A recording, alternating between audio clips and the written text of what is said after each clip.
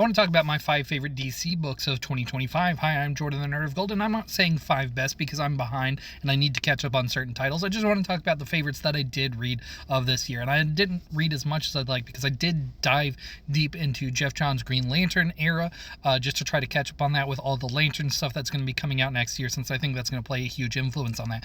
But that being said, let's get started on to my 5 favorite books that were published during 2025, starting with number 5, New Gods by Ram V. Evan Kagel, and I think a couple different guest artists in there. But man, New Gods is great. I really like New Gods a lot.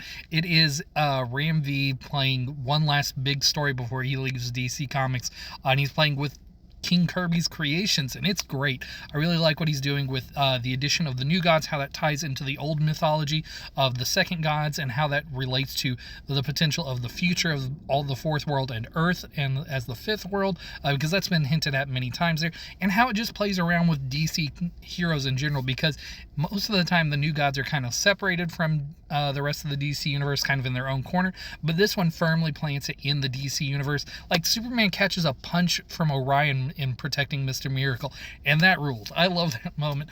Green Lantern John Stewart was like, all refugees are welcome when the New Gods crashed on Earth. That ruled. I love this book, and I cannot wait to see where it continues to go on that. So that leads us to number 4, which is going to be Metamorpho by Al Ewing and Steve Lieber. This is a fantastic comic. It is so meta and so much in the spirit of the original comics, which is kind of like this goofy, ultra confident superhero, even though he's ugly.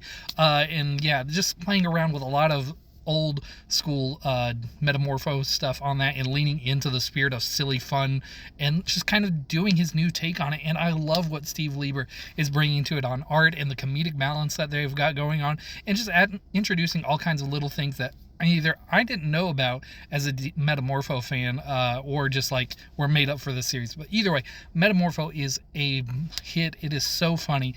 I can definitely see where it may not hit everyone's funny bones because it is a specific kind of thing, but it absolutely worked for me, and I love Al Ewing and Steve Lieber's work on that front. Check out Metamorpho by them.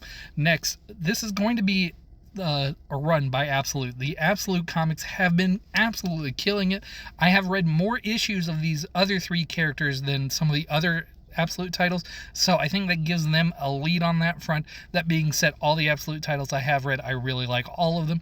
But that being said, number 3 for me is going to be Absolute Batman by Scott Snyder and Nick Dragotta. They are so good at this. I really like what they're doing in reinventing Batman, his cast, his relationship with his former villains, who are now his friends, as he tries to figure out what's going on with Bane and Arkham and all that. It's really great. I really enjoy all of that stuff on that, and Nick Dragotta is killing it on art, and I really like just basically everything going on in that book.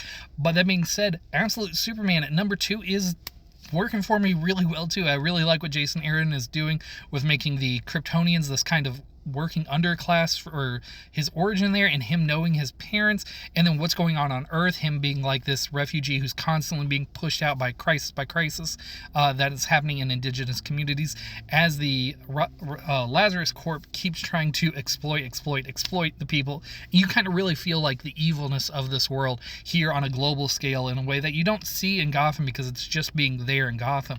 But like Superman, he's all over the world. He's learning languages. He's trying to find a place, a home among these people, like his own family, who were the working class people. And I gotta say, that's really working for me, and I really like what they're doing over there in Absolute Superman. It is a great book, and I cannot wait to see how it's going to go into 2026 now. And that brings us me to number 1, the Absolute book that is clear number 1 for me, period, and has been since the start, and that is Absolute Wonder Woman by Kelly Thompson and Hayden Sherman. And oh man, yeah, Absolute Wonder Woman is a banger every issue. It is so good. I really love everything that's going on in Absolute Wonder Woman, how they're reinventing her, how it feels completely true to the character of Wonder Woman, even though what we know of her world has been stripped from her. And she still works. She's still Wonder Woman. She's so cool in this. And I love what they're doing. And Hayden Sherman's art is just absolutely killing it. The panel layouts is just absolutely banger. I love everything that's happening in Absolute Wonder Woman, and I cannot wait to see more on that front. But let me know, what were your 5 favorite DC comics of 2025?